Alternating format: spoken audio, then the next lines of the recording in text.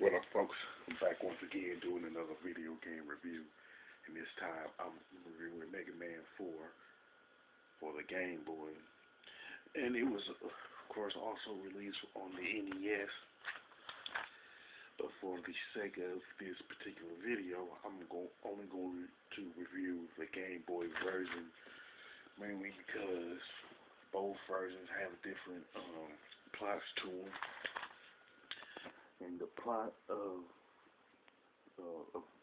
Mega Man for Game Boy is that Dr. Wily is at it again and trying to take over the world with his 8 robot masters, and Dr. Light pretty much sends Mega Man out to stop him. Now, unlike the other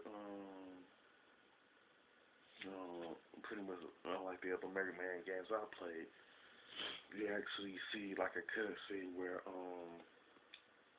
Dr. Light and Mega Man are like in the same room, and Dr. Light pretty much sends him out. But it's pretty much your typical side-scrolling shooter, you know, as far as Mega Man games are concerned. You fight against the 8 different robot masters, and you pretty much use their powers. Once you pretty much defeat a robot master, you take their power, you use it, especially against a particular another particular robot master. And with this particular game, they did like add the Slide and the Mega Buster, like they did with Mega Man 3 and 4 for the NES. And plus you can also use Rush to get the higher platforms like you would in like I think it's like Mega Man 3, 4, and 5 for the NES. And the as far as the level design is concerned, it's definitely similar to the Mega Man games on the NES. So a lot of things so it's very similar to the Mega Man on the Mega Man. I'm just getting tongue tied right about now. But anyway, the level design in Mega Man 4 is pretty similar to what you see in the Mega Man series on the NES. And plus, as far as the robot masters are concerned, Bright Man, Pharaoh Man, Ring Man, and Toad Man from Mega Man 4 for the NES pretty much make a return to this version, to the Game Boy version of Mega Man 4.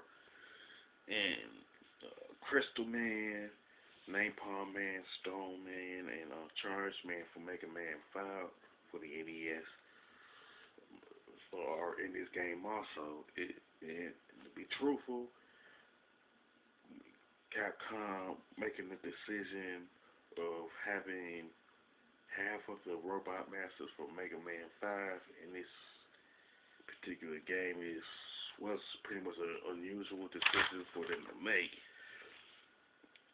But it seemed like the only reason they did that is because Mega Man 5 for the NES was already out at this point. At the point when they started production of Mega Man 4 for the NES, it's either that or Mega Man 5 was about to be released by the time Mega Man 4 started. By the time Capcom started production of Mega Man 4 for the Game Boy, you know. And now, as far as like the graphics are concerned, the graphics are pretty good. It just lacks the color palettes that the Mega Man games on NES and Super Nintendo pretty much enjoy. You know what I'm saying? Now, if you want like color, if you want the color palettes I would pretty much suggest getting the Super Game Boy. You know what I'm saying? Because like a lot of the games that were released for the Game Boy did lack the color palettes. So the best thing to do, of course, is to get the Game Boy Color if you want those color palettes. tuxedo color palette, like I'm saying. The level designs, like I said earlier, it's pretty much very similar to the Mega Man games on the NES, but to me, it's pretty much the best part of Mega Man 4 because the game is well designed. I'm gonna be honest about that. You can't take nothing away from it. You know what I'm saying? And and to say that it was inspired from the Mega Man games on NES, it would be an understatement. You know, and the gameplay is good, but there's no like there was nothing new that was added to the gameplay of Mega Man 4 for the Game Boy. So, and that's a complaint that gamers had with Mega Man 6.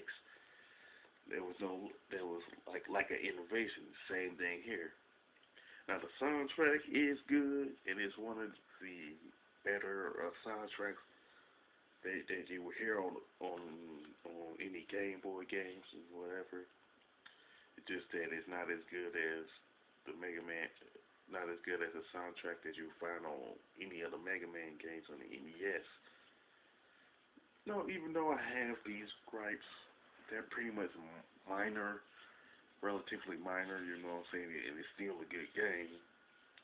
And Mega Man 4 is worth playing and worth owning from an overall standpoint. And I would recommend it to anybody that's a fan of the Mega Man franchise and anybody who happen to be a fan of the side-scrolling shooting genre. As far as the score, I would definitely give it an 8.